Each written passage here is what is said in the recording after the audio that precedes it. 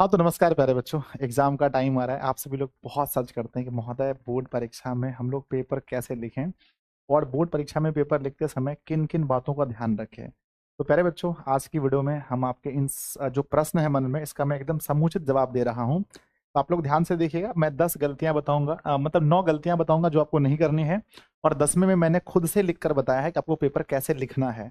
तो आप वीडियो को लास्ट तक देखें। वीडियो अगर आप देखने के बाद ही कुछ नीचे कमेंट कीजिएगा। अगर वीडियो आपको पसंद आएगा तो दोस्तों को भी शेयर कीजिएगा ताकि वो लोग भी इस चीज़ों को जान सके। और चैनल पर पहली बार रहिएगा तो सब्सक्राइब वगैरह भी कर लीजिएगा, ठीक है। आइए बच्चों, सबसे बड़ा चीज़ ये है आपके मन में कि महोदय हमें बोर्ड परीक्षा में पेपर कैसे लिखना है, चाहे 10th का पेपर हो, 12th का पेपर हो, या कोई भी बोर्ड परीक्षा हमारा जब होता है। तो आइए, सबसे पहला पॉइंट है बच्चों कि जब भी उत्तर लिखें, है ना, सब पॉइंट को लिखिए अपनी कॉपी में कि जब भी उत्तर लिखें पहले साफ साफ लिखें, ठीक है। बच्चे क्या करते हैं ना, बहुत हड़बड़ी में रहते हैं। उन्हें बस ये लगता है कि हमारा टाइम पूरा हो जाएगा, टाइम पूरा हो जाएगा, बहुत स्पीड लिखेंगे। बच्चों ऐसा बिल्कुल नहीं है। टाइम आपको प्रॉपर मिलता है एग्जाम में, इसलिए आप पूरे आंसर को जो भी लिखें बिल्कुल साफ साफ लिखें। और कई बार क्या होता है ना, हम डरते हैं कि सर हमने कुछ गलत लिख दिया है, यानी पूरा प्रॉपर सही नहीं है, इसलिए हम गिजमिजा देते हैं। बच्चों, गिजमिजा देने से और नंबर कटे। अगर आपने थोड़ा सा दायां बायां मारा भी है, थोड़ा मिस्टेक भी है, आपको 100% याद नहीं भी है, फिर भी आप साफ सुथरा ही लिखें। दूसरा हमारा पॉइंट आता है, सबसे इंपॉर्टेंट है कि प्रश्न क्रमांक का ध्यान रखें। बच्चे क्या करते हैं ना कि बहुत बार प्रश्न क्रमांक गलती कर देते हैं, यानी 2 नंबर के प्रश्न को 3 नंबर में, 3 नंबर के प्रश्न को 2 नंबर में। और कई बार क्या होता है ना, जब अथवा बच्चे बनाते हैं तो अथवा लिखना भूल जाते हैं, इससे आपका अंक पूरा कट जाता है। जैसे बच्चों मान के चलिए कि 2 नंबर में हमारा कोई निबंध पूछा गया है, और निबंध में हमारा पूछा है निबंध, और तीसरे में पत्र पूछा है। हमने निबंध नहीं बना के पत्र बनाया, या पत्र और संवाद पूछा है, पत्र नहीं बना करके संवाद बनाया, तो आपको यहाँ लिखना पड़ेगा कि अंक संख्या 2 है और हमने जो बनाया है ये प्रश्न ना, हमने यहाँ अथवा बनाया है, अथवा बनाया है, तब यहाँ पर आकर के आपको उत्तर लिखना है। तो इस चीज का विशेष ध्यान रखें प्रश्न क्रमांक का, कि प्रश्न क्रमांक में गलती ना हो, और अगर प्रश्न क्रमांक सही हो तो अथवा भी ध्यान रखिएगा। पॉइंट नंबर तीसरा देखिए, बोर्ड परीक्षा में ध्यान रखना है आपको, वो पॉइंट है क्रमबद्ध तरीके से प्रश्न का उत्तर दें, ठीक है। बहुत सारे बच्चे कहते हैं कि हमें क्वेश्चन नंबर 1 आता है, फिर क्वेश्चन नंबर डायरेक्ट 7 बना देते हैं, डायरेक्ट 8 बना देते हैं, जबकि उन्हें बीच के प्रश्न भी आते हैं। तो प्यारे बच्चों, मैं आप लोगों से यही कहूंगा कि आप कोशिश करें कि आपका क्रमबद्ध तरीके से आंसर हो। यानी आप ये समझिए, जैसे मैथ का सवाल है, 1 से लेकर के 30 सवाल दिए गए हैं, जिनमें से 15 सवाल आपको बनाने हैं।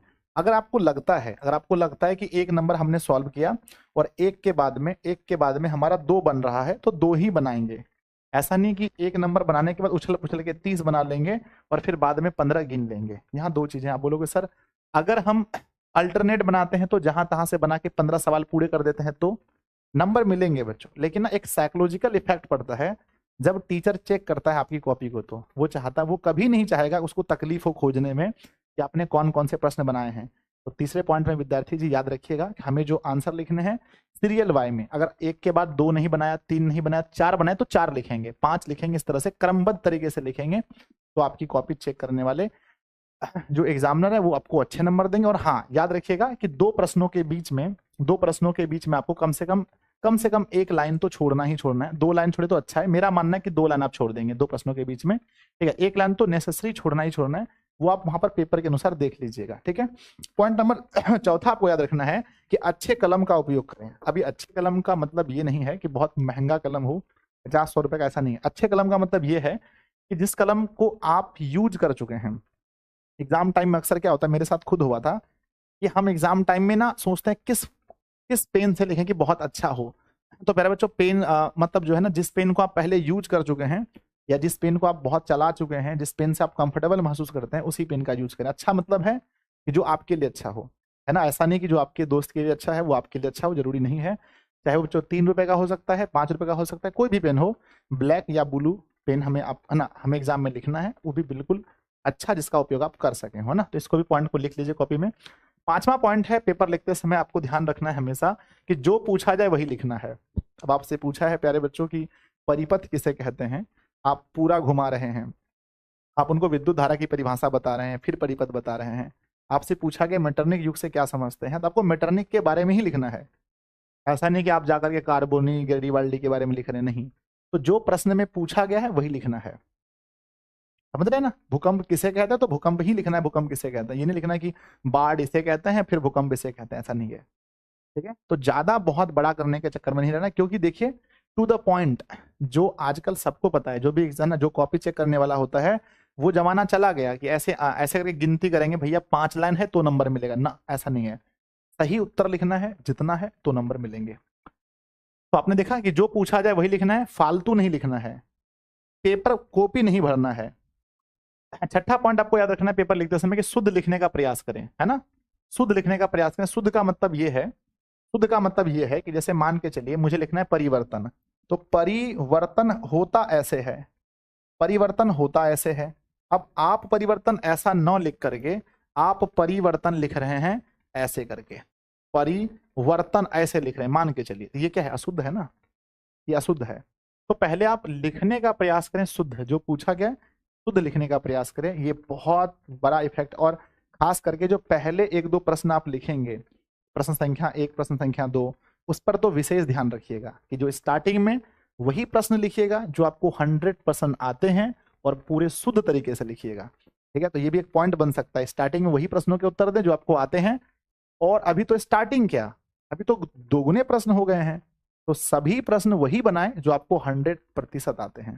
ठीक है, आइए देखते हैं पॉइंट नंबर 7वां क्या हो सकता है। जब भी आप दीर्घ उत्तरीय प्रश्न को लिखें, तो जो भी प्रश्न ऐसे हैं जिनके पॉइंट बन सकते हैं, तो पॉइंट बना के लिखें।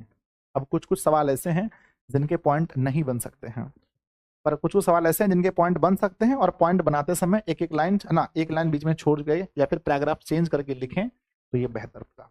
ठीक है, याद रखिएगा कि दीर्घ उत्तरीय सवाल को बनाते समय उत्तर अगर पॉइंट में लिखा जाए तो बहुत अच्छा होगा। जैसे कोयले के बारे में पूछा गया कि कोयले के बारे में आपको लिखना है, पूरा विवरण बताना है, ठीक है, तो आपको बहुत अच्छे से उसको पॉइंट बाय पॉइंट लिखेंगे तो अच्छा नंबर मिलेगा। ठीक है, तो याद रखिएगा दीर्घ उत्तरीय सवाल में पॉइंट बनाने हैं आपको। 8वां आपका आता है कि ज्यादा कट ना करें, है ना।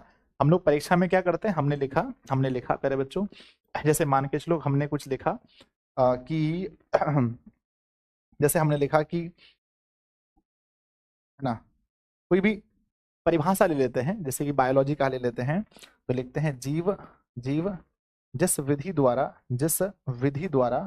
विधि द्वारा, फिर हमारा मन कर रहा है कि अब इसको काट देते हैं, ये परिभाषा सही नहीं लग रहा है, जीव जिस विधि द्वारा, ये हमें सही नहीं लग रहा है, तो अब इसको काट देते हैं। ठीक है, ऐसे ऐसे करके। ठीक है, तो ये काम परीक्षा में बिल्कुल भी आप ना करें, एक बार ही सोच लीजिए क्या आपको लिखना है, और अगर थोड़ा बहुत हुआ तो बस एक बार सिंपल, इसको हमें अगर काटना भी था तो बस एक बार सिंपल से बीच में से ऐसे काट देते, बस हो गया, आगे लिख देते। ठीक है, समझ मेरी बात को, तो ज्यादा कट ना करें पेपर में, और एक बार जो लिखना है सोच समझ करके ही लिखें, कि वो बोर्ड परीक्षा का पेपर है, वो कोई घर का कॉपी नहीं है बच्चों, है ना।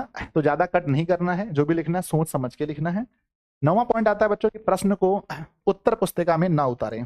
बहुत सारे बच्चों का ये गलत फहमी होता है, और जब वो आंसर लिखने जाते हैं तो पहले ही क्या करते हैं कि जितने नंबर ना, जो क्वेश्चन पूछा है, जैसे मान के चलिए फिजिक्स का हमारा है, साइंस में हमारा फिजिक्स है, उसमें क्वेश्चन पूछा है विद्युत धारा की परिभाषा दें, तो कोई जरूरी नहीं है कि आपको वहां लिखना है विद्युत धारा की परिभाषा दे तब लिखना है। बहुत बच्चे क्या करते हैं, फिजिक्स लिखना है मान के चलो, तो यहाँ पहले वो क्या करेंगे, यहाँ लिखेंगे प्रश्न 1 नंबर है तो उसको उतारेंगे यहाँ पर कि विद्युत धारा की परिभाषा दें, विद्युत धारा की परिभाषा दें, धारा की परिभाषा दें। तो ये आपको बिल्कुल भी नहीं करना है, इसको उतारना नहीं है, सिर्फ डायरेक्ट इसका आंसर लिखना। तो पहले बच्चों आपने देखा कि किस प्रकार से आपको परीक्षा में वही लिखने हैं जो पूछा जाए, साफ सुथरे लिखने हैं, 1-2 लाइन छोड़ के लिखना है, दीर्घ उत्तरीय सवाल को पॉइंट बनाकर लिखने हैं, एक उस पे ना वही पेन का यूज करना है जिसमें आप कंफर्टेबल महसूस करते हो। ठीक है ना, सब कुछ आपने देख लिया, ज्यादा काटना नहीं है। अब चलिए मैं आपको दिखाता हूँ कि एक प्रश्न पूछा जाए तो मुझे कैसे लिखना चाहिए। तो यही सवाल है, विद्युत धारा की परिभाषा दीजिए। तो इस सवाल को मैंने यहाँ लिखा है, ध्यान से देखें, मैंने लिखा है, ये सवाल सबसे पहली बात है कि साइंस में भौतिकी का सवाल है, तो ऊपर में हमने भौतिकी लिख दिया। अब ये हर बार नहीं लिखना है, ऐसा नहीं कि हर प्रश्न के बाद भौतिकी भौतिकी लिखना है, नहीं है, ये पहले प्रश्न में लिखना है भौतिकी लिखा। सवाल नंबर 1 है, और 1 नंबर सवाल जो हमारा जो चौथाई होता है, तो ऐसे एग्जाम में छोड़ा होता है, फिर भी कहा जाता है कि कॉपी को 4 भाग में बांटना, 1 भाग को छोड़ देना है, तो हमने यहाँ पर चौथाई छोड़ा है। चौथाई छोड़ने के बाद ये नंबर, जो क्वेश्चन नंबर है वो ये इस बार में है, और उत्तर इसका इस बार में लिखा है, और ऐसा ही होता है। कई बार क्या होता है ना कि बच्चे बीच में जो है यहाँ पर बीच में लिख देते हैं प्रश्न, है ना, प्रश्न संख्या बीच में लिख देते हैं एक, है ना। ये कहीं पर ऐसा नहीं लिखा है कि बोर्ड परीक्षा में हमें ऐसे ही उत्तर दे रहे हैं। और हमने बहुत सारे टॉपर से पूछा भी है कि क्या आपने कुछ अलग तरीके से आंसर लिखा था या नॉर्मल तरीके से, तो टॉपर ने कहा बिल्कुल नॉर्मल तरीके से। कोई जरूरी नहीं है, ऐसा भी लिखना गलत नहीं है, पर मैं ये नहीं कहूंगा कि ऐसे ही लिखने से आपके नंबर अच्छे आ सकते हैं, ऐसा कोई बात नहीं है। आप नॉर्मल भी ऐसे लिख सकते हैं, प्रश्न संख्या और इसका उत्तर यहाँ पर, लेकिन प्रश्न संख्या को घेरना नहीं है, ठीक है ना। ये घेरना नहीं है, तो मैं बताने के लिए घेर रहा था, ठीक है ना। तो इससे आपको बिल्कुल भी घेरना नहीं है, प्रश्न संख्या एकदम खुला रहना चाहिए। जो रोमन में होता है उसको स्पार में लिखते हैं, रोमन के मेन नंबर को स्पार में ही लिखते हैं। उत्तर हमने लिखा है, हमसे पूछा गया था विद्युत धारा की परिभाषा, हमने लिखा है, ध्यान दीजिएगा, आवेश के प्रवाह की दर को विद्युत धारा कहते हैं, धाना, अर्थात विद्युत धारा बराबर आवेश बटा समय, आई बराबर क्यू अपॉन टी। अब ये मन में आप ना सोचें कि सर ये 2 अंक के प्रश्न है तो हमें 40-50 शब्दों में, 60 शब्दों में लिखना है, ऐसा बिल्कुल नहीं है, ठीक है। समय बदल चुका है और जो एग्जामिनर चेक करने वाला है ऐसे उत्तर को देखकर पूरे नंबर देंगे आपको, 2 नंबर। आप अधिक से अधिक यहाँ पर लिख सकते थे कि विद्युत धारा को आई से सूचित करते हैं, इसका ऐसा ही मात्रक एम्पियर होता है। खैर यहाँ पूछा नहीं है वो सब चीज, सिर्फ आपसे पूछा विद्युत धारा की परिभाषा, तो परिभाषा दिया हमने, है कि नहीं है। तो इस प्रकार से आपको कॉपी लिखना है। तो प्यारे बच्चों, हम उम्मीद करते हैं कि आपके फेस में स्माइल होगा, आपके फेस में डर बहुत कम होगा, और आप लोग जो भी लोग है ना हमें जानते हैं अच्छे से, तभी 10th क्लास के बहुत सारे बैचेस हमारे यहाँ चल रहे हैं। जो भी 10th क्लास के छात्र हैं, आपको पता होगा, और आप बिहार बोर्ड के स्टूडेंट हैं, आपके लिए बहुत अच्छा मौका है। हमारा क्रैश कोर्स है, ये एप्लीकेशन दिशा ऑनलाइन क्लासेस ऐप पर ये क्लासेस होती हैं, है ना। दिशा ऑनलाइन क्लासेस पर आपको, है ना, दिशा ऑनलाइन क्लासेस पर बच्चों आपको सारे स्टडी मटेरियल मिलते हैं, है ना, सारे स्टडी मटेरियल मिलते हैं। और प्यारे बच्चों, इसकी फीस मात्र 199 रुपये है। तो जो भी छात्र हमारे सारे नोट्स को लेना चाहते हैं 10th क्लास का, तो आप लोग बहुत अच्छे से 7700879453 पर कॉल करके या direct application Disha on classes जाके पे करके ले सकते हैं। आप लोग मुझे ज़रूर बताइएगा कि इस वीडियो से आपको क्या सीखने को मिला, और अगर कोई मन में डाउट है आपके मन में, वो भी आप लोग मुझसे पूछ सकते हैं। हम उम्मीद करते हैं कि आप लोग बहुत अच्छा फील कर रहे होंगे और ये वीडियो आपके लिए बहुत लाभदायक होगा। धन्यवाद बच्चों, कमेंट जरूर कीजिएगा।